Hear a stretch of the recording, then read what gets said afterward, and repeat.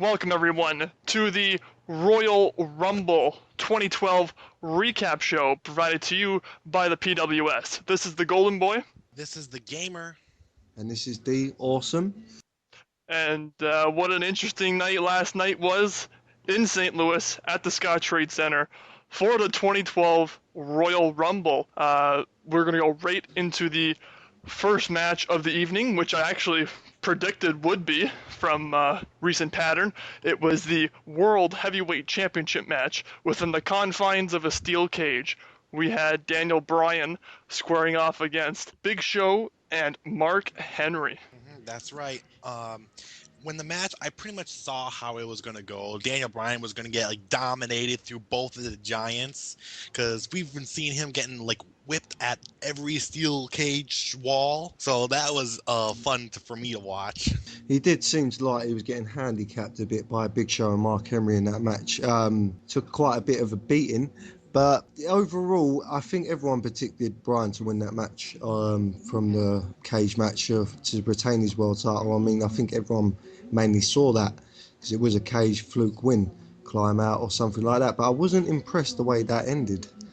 It was definitely a different ending. It showed how strong actually Big Show is. I mean, it's kind of hard to hold a 220 or 230 pound guy with one arm from 15 feet above without hanging on anything other than his forearm. So that was kind of cool. But Yeah, we can clearly see that Big Show is a tough guy, but what I'm surprised about how he was able to get on top of that steel cage without breaking it. A little dent in the metal at the top or something. I was actually quite shocked that he got up there. I don't think Mark Henry could have. I mean, he just disappeared after the punch in the face. As you said, yeah, it does show great strength that the Big Show has. But I would have rather saw something like Mark Henry smash Big Show or Daniel Bryan through literally the whole cage, like what happened on Raw that time with Big Show and Mark Henry. And all of a sudden Bryan hit the ground first because of that and was announced the winner. It would have made more better if part of the storyline of Daniel Bryan if he was to actually go to the heel side. Weasel his way out of another championship win. Exactly. yes, and I think we have to remember also that Mark Henry injured his knee this past week on SmackDown, so that's why he probably had such a limited role within the steel cage match. That's Yeah, very sort true. of. Sorry, TJ. He's just been it seemed like he's been getting a lot of injuries, Mark Henry. Yeah, well, they had the foot injury before, and then now Yep. he hyperextended his knee on SmackDown. So it was between Bryan and Big Show for the majority of the match to carry it, and that's what I fully expected though was for Big Show and Henry to kind of beat each other down a bit while Daniel Bryan tried to scurry away and up and out of the cage, and I knew that was going to be what the majority of the match was. Yeah, I think that's why they put the match so quickly. I mean, what do you think about that, TJ? Oh, well, I pretty much knew it was going to happen. I wanted Big Show to win because I'm a huge fan of the Big Show, but all in all, I knew Daniel Bryan was going to weasel his way out, and I knew for sure Mark Henry wasn't going to win because of that hyperextended knee. But, it's all right for Daniel Bryan to win. Just lead on to more. I'm seeing him losing it at Elimination Chambers, though. It's very possible, and I mean, it's nice to see him kind of retain because once again, like I mentioned in the Royal Rumble preview show, it's not very often that we get to see champions have their titles for an extended period of time and defending it on a regular basis. So this is a nice change of pace. But now we must get into the next match on the card. I like to quickly just point out about TJ. You said the Elimination Chamber. I realised last year there was only one match in the Elimination Chamber for the title, not both of them. Miz fighted King Lawler, I believe it was. So maybe possibly Bryan have another weasel out for his title. That is very possible, man. Well, hopefully then when Yeah. he has to defend it on Elimination Chamber, so Hopefully, in the chamber. yeah. Well, anyway, as Golden Boy said, let's move on to the next match. It's the John Cena versus Kane match, which I enjoyed watching. I'm actually not surprised at how it ended. That's pretty much how I guessed, right? No contest. It was either going to be a double DQ or a double count out. Yeah, that's no. I'm actually surprised the finish because I thought they were gonna go with the typical Super Cena way, but they've been throwing a bunch of swerves lately, especially last night. So I'm impressed that they actually finished the contest with a double countout. For me, I despise Zinger. Not because of the hustle, loyalty, respect, and the way he is Superman, Pokemon, Dragon Ball Z, Goku, whatever you want to call him. I just don't like the guy. If he was a heel, I still wouldn't like him. It makes no difference to me whether they cheer him or boo him. I believe he has no wrestling skills. He's carried in mainly most of his matches. I think the only one he pulled off really well was against CM Punk versus John Zinger at Money in the Bank. It's the only thing I've seen great from him. But the Kane and John Zinger match, yeah, it was. I could see it either DQ or no contest. But it was just pretty cool to actually see John Zinger get a beating.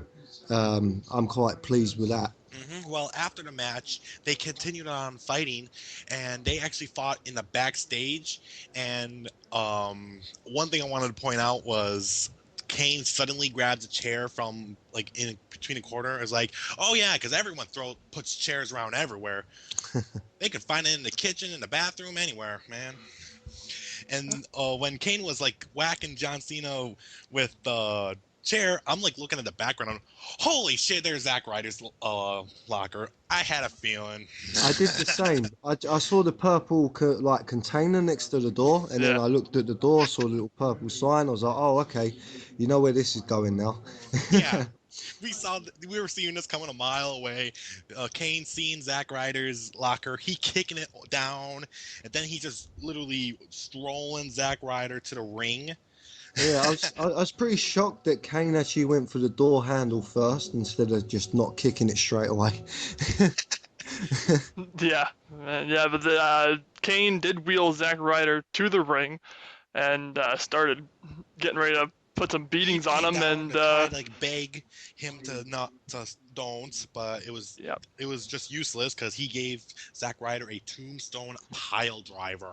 Yeah. That was awesome. That was nice, and I believe John Cena come running down the ring and trying to be as he is Superman, but it was Kane seemed a bit anti to that, which was nice to see, and gave him I think it was chokeslam. Yeah, chokeslam. Yeah, and what a lift on that! He did put him pretty high. Oh yeah, that was awesome. Yeah, for sure. That was a solid match. I thought that was actually gonna be worse than how it was by the end of it, but I was actually impressed at that more so than anything else. But I definitely give props to that match. Yeah, I give it his props, but the boos are getting louder. Are they ever? When it's pay-per-view time, the crowds are ruthless. When it's pay-per-view time, they go nuts. They tell you exactly how they feel for Cena, more so than at Raw. Just pay-per-view.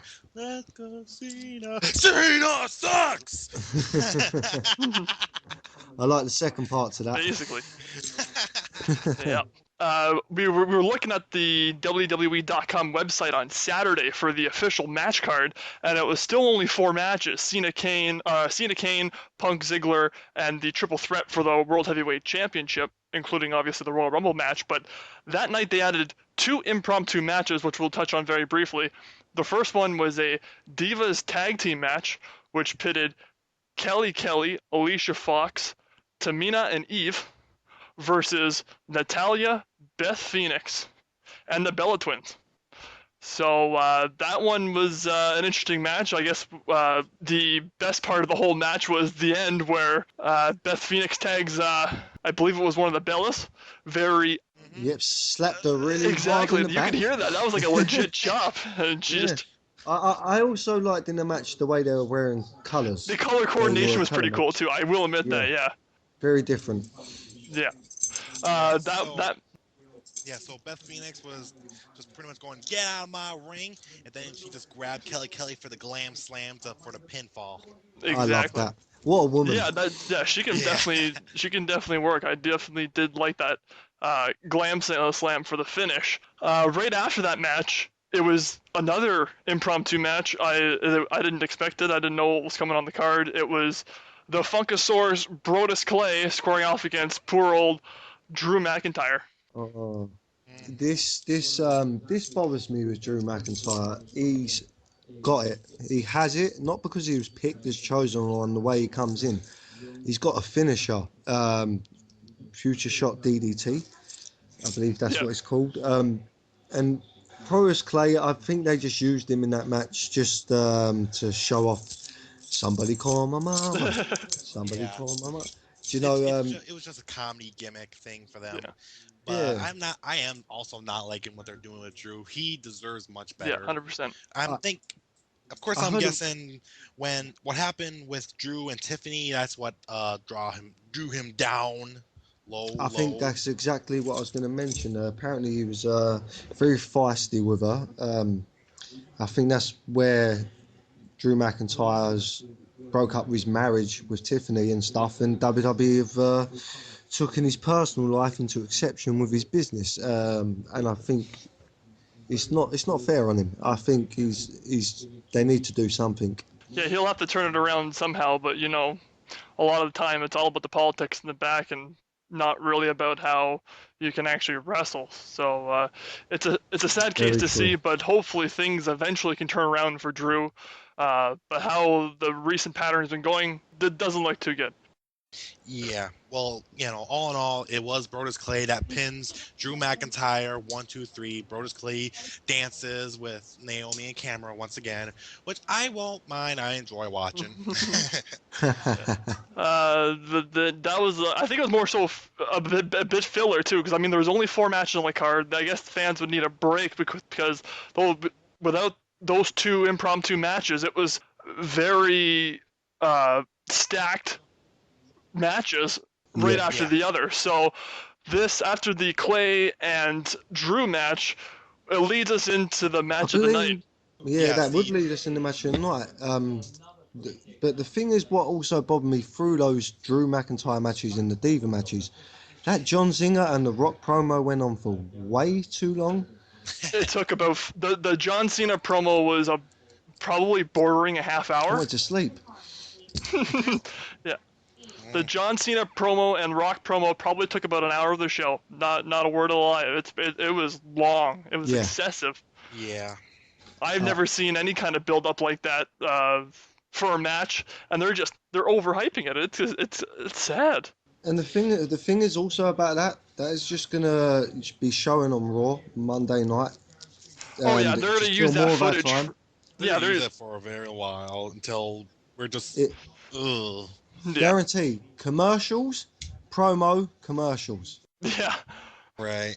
Kills Well, waste our time. yeah. well, to get us ahead, let's go on to the WWE title match. It is CM Punk defending his WWE Championship against Dolph Ziggler, with we would have thought John Laurinaitis being a special guest ref. But what was actually a surprise is that John Laurinaitis decided just to be the special enforcer instead and actually get a real referee into the match, because I guess he wants to suck up to all the guys so Triple H doesn't screw him or get fire his ass. Exactly. That was how Laurinaitis was portraying himself last night with bringing in the actual referee. But this match, by far, I personally think this match even had more potential than what we saw last night. I think they still could have taken the match a bit longer. They still could have been a little more technical in the ring. Probably had maybe another 8 or 9 minutes at least to the match, and Definitely. and I don't think we've seen the last of that, because I think there's still one match that they have that they can put on, because there was no way that match even I don't even think that match made 20 minutes last night. It was Yeah, just well, under, it was I actually a believe. great match. I'm sorry for going interrupting you, D, but That's that okay. was actually a It's great okay. match. 'Cause even it did go for a while. I mean, CM Punk beat him 3 times, and it still kept on going. Yeah, the Yeah, thing is, as you were saying, Golden Boy, about it having much more potential, I think that I like John Laurinaitis to an extent. I think there is potential in him, but he don't carry himself too well with what he has to do. Um, yeah. It could. Mm. The potential is there. Definitely. You're I totally mean, right. but the thing is, as I said, the match had a lot more potential. They could have got a lot more out of Dolph Ziggler in that match. Because CM Punk, as you said, had him beat 3 times and the match was still going. And you expect Yeah. a bit more in that match from the whole scenario of it. I was more expecting John Laurinaitis to actually screw CM Punk over, which would have been different. It would have been nice to see Dolph Ziggler be champion. But the thing is, what mainly impressed me about that match, I believe CM Punk had Dolph in a GTS. After he had him beat after twice, and the way he hit that famouser, oh my god, Oh uh, yeah, that uh, was awesome. goosebumps. That was impressive because I mean to go from the GTS, which is basically a fireman's carry slash attitude adjustment setup when from a standing position, for him to flip it And into yet the do it so famouser well. and drive him into the Yeah, mat, and yet he I did that so I well. marked I out. That mean, was he awesome. does this a lot, Dolph Ziggler. Um, and when I see him do that, I got goosebumps. It was just something like you haven't seen in a while Yeah, that you need to see, and I believe we need to see more of that. I was surprised. Like I still don't even know how I pulled it off. He was on his shoulders, and he went from on his shoulders to flipping it around into the famouser. It was like he was standing on his head for a second. Yeah, it Yeah, was it was it was literally. nuts. Yeah, I just couldn't believe it. Yeah, we can clearly see that Dolph Ziggler is one of the most talented superstars on the roster. We can clearly see that Dolph Ziggler really doesn't need Vicky Guerrero because he can be famous and perfect all on his own. I can see him winning a world champion very soon, and whether he keeps Vicky Guerrero on his coattails or not, it does not matter because he will be on the top very soon. Definitely. Exactly. Yeah. I have to give him pops on his new coat he come out where it said "show off" on the back. Yeah. Yeah. I wonder where you got that idea from. Vicky. But I do think Vicky has helped him extreme. I don't mind if Vicky does stay with him because she gets so much heat. It is ridiculous. No one in the locker room can get heat like that but Vicky Guerrero. Especially Yeah. for a female. Yeah. Clearly, Vicky Guerrero is one of the most hated people in the WWE because she's annoying. We want to just keep on saying how ugly and fast she is, but let's not forget the fact that she's probably right now one of the greatest managers in the WWE. I mean, look at what she's done so far. She got Edge to a 11-time world champion and a future Hall of Famer. We got Dolph Ziggler as an Intercontinental Champion, United States Champion, World Heavyweight Champion, and you know for a fact soon to be WWE Champion. And we got Jack Swagger, who is right now the United States Champion. Very much so. She does do a good job. Hell Yeah. yeah, man. I know that there's gonna be another. There has to be another match though. That was like to wet our whistle. That was a nice little tease there. So if Definitely. they can actually, by the time, who knows, maybe WrestleMania they'll go and who knows what the plans are because. I think sometime after WrestleMania, Dolph will Yeah. pull it Well, off. But for the Anyway, for the rematch of Punk and Ziggler to put on that style of match, like to hit that 30-minute mark and put on what I was hoping for last night Oh, definitely.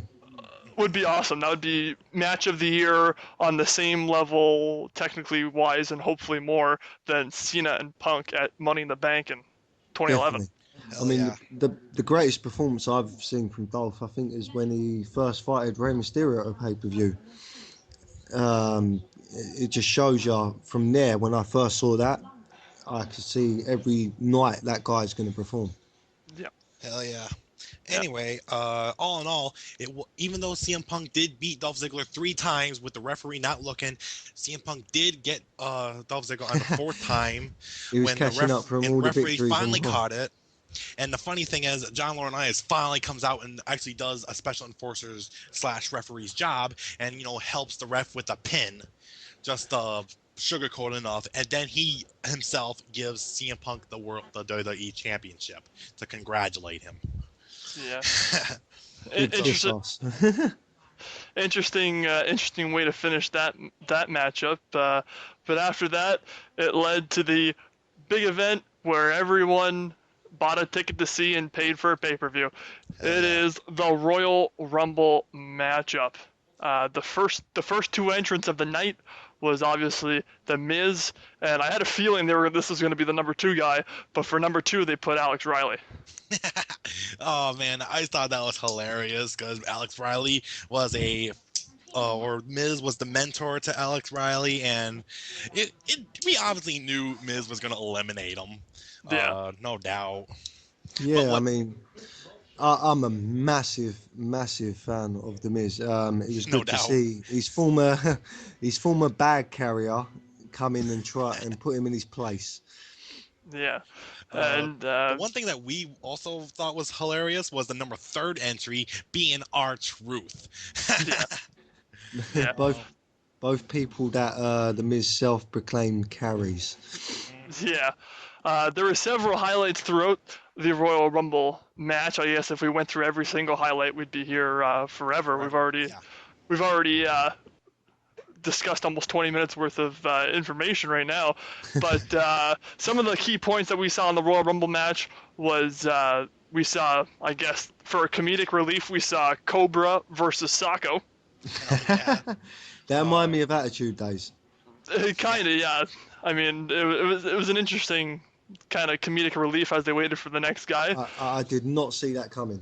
Another comedic relief that we seen was Ricardo Rodriguez coming out. He's coming out to Alberto Del Rio's theme song, so we're all believing that, oh my God, Alberto recovered just in time.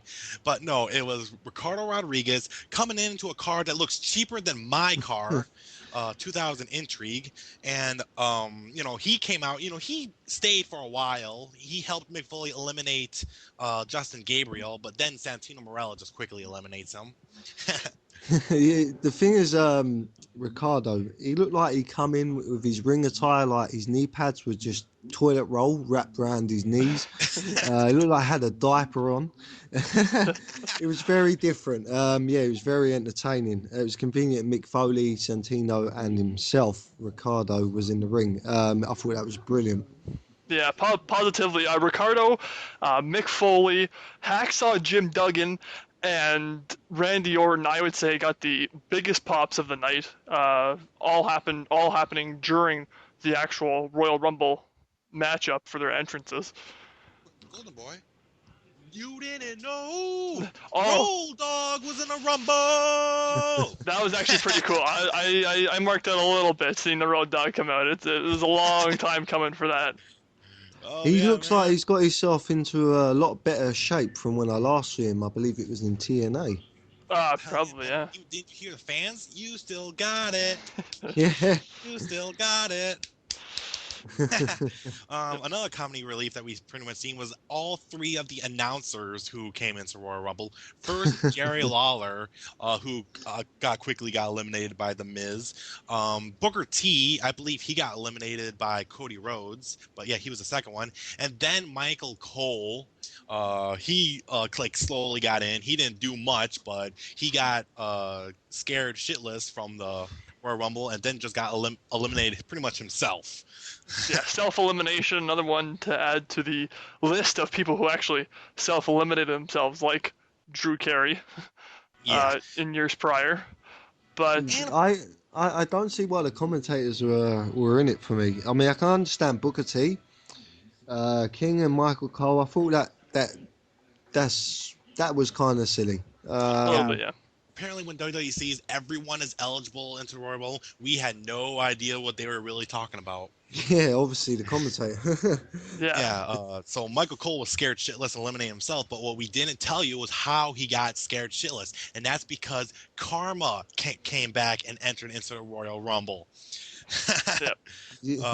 Karma, she clotheslined Michael Cole, eliminated Hunico, and set the record of being the 3rd woman to ever enter into the Royal Rumble. That's another thing what bothers me. They don't, for me, WWE are now more onto the records at the Royal Rumble, not so much into the Rumble itself. I found that over the past 3 years, for me, that is. But yeah, it was good to see that another woman was in it. Very different. I'm pretty sure I'm going to see Karma Beth Phoenix WrestleMania. that'd be a wicked Definitely. match. That'd be good. Yeah. Another thing we probably should talk about is Kofi Kingston doing his handstand save to Right. stay in Wow. for Royal Rumble for a little bit longer. That clearly beats John Morrison's save last year. I Oh, would say. definitely. Yep. Definitely. I mean, you can see Miz picked him up. I believe he spoke to him. I think he said to him, "Are you ready?" Then they done that whole thing. And when I see Kofi do that, I was like, what the hell is this? I couldn't believe my eyes. I was like, what? He's going to slip. He's going to drop. No way he could pull that off. And he did. And it was just, everyone popped at that. It was so different. Much more better than the Morrison one. Oh, Yes, yeah, yes. positively. And then we got down to the nitty-gritty. We got down to the final two guys to see who will advance for a world title shot at WrestleMania in Miami. The final two guys we had in the ring were Sheamus and Chris Jericho. Yes. Clearly, a lot of people were just rooting for Chris Jericho to win. Hell, our last video, all three of us decided it was going to be Chris Jericho. So it stayed well. Like Chris Jericho was doing all right. Code Breakers, Walls of Jericho. One thing I did not understand is why did he pin him? That's what I was confused on. Like, I don't think Chris Jericho is that retarded. There is no pinning in a Royal Rumble. It's just take the guy out. I actually saw that and I felt embarrassed. I like Chris Jericho a lot. For him to do that, if that was a mistake, I would be very shocked. Maybe it's a part of his whole thing he's got going on at the moment. Maybe we have to see it more on Jericho because that was actually very bizarre. Yes. Anyway, the Royal Rumble ended with Sheamus kicking Chris Jericho out of the ring and declaring him the Royal Rumble winner. I also Yes. like to mention when you saw, I don't know if you guys see it, you would have to look at the replay if you did not. When he throw kicked him, it looked like Jericho's tooth had something flung out his mouth. If you watch it, you'll catch that. It looked like he knocked the tooth out when he did that. You have to Man, look back at that if you never noticed it. If it was a front tooth, I'm sure we'll be able to Oh, see it tonight definitely, on definitely. Yeah. Monday Night Raw. But it was an interesting Rumble. No one, or little people, I guess, expected Sheamus to win. I know the 5 or 6 guys I had in my head that were realistic potential winners of the Royal Rumble. Sheamus was in that pool, so I'm glad for Sheamus. Congrats to him because we know Sheamus had a rough year last year, and for the most part, and then turned it around late 2011 into 2012. Wins the Royal Rumble, will be, as of now, challenging either CM Punk or Daniel Bryan for a title shot in Miami. All I right. believe Sheamus now is the second overseas Royal Rumble winner. That's right. Technically, yes. The first one would be Yokozuna at the 1993 Royal Rumble when he eliminated, I believe it was Macho Man Randy Savage in that Rumble. And then last night we had Sheamus. Yep. We have the next pay-per-view is the Elimination Chamber. That'll be February 19th. We will be doing a Rumble preview, not a Rumble, but Elimination Chamber preview, and we'll be doing an Elimination Chamber recap as well for you listeners and followers out there. Yes. Yeah, Elimination Chamber. Sorry, TJ. Elimination Chamber. That the thing what really made no sense is I believe Sheamus was the one that was representing that pay-per-view. Looked like it. Yeah. Yeah, he cut the promo for it last night during the Rumble. I believe it was after the cage match or the Divas match. Yeah. Yep. Something I want to point out is I noticed a lot of people did not like how the Royal Rumble ended because they wanted Chris Jericho to win and they didn't want Sheamus to win. What I want to say to them is What the is wrong with you people? I understand that what your favorite wrestler did not win, but I remember all these people saying how bored they are of WWE because we know right away who's gonna win the matches. When it comes like the normal matches, tag team matches, triple threat matches, steel cage, TLCs, any match you guys can think about, we already know right away who's gonna be winner. But when it comes to the Royal Rumble, we actually have no idea. You guys can pick who you believe is gonna win and who you want to is gonna win. But the fact is, you still have 29 people who in that match. So what I want to say is, Sheamus, it was a very surprising victory, and I enjoyed it because of that surprise. I'm glad that WWE gave us this surprise. So that's what I want to say. It was a surprise. I totally agree with you there.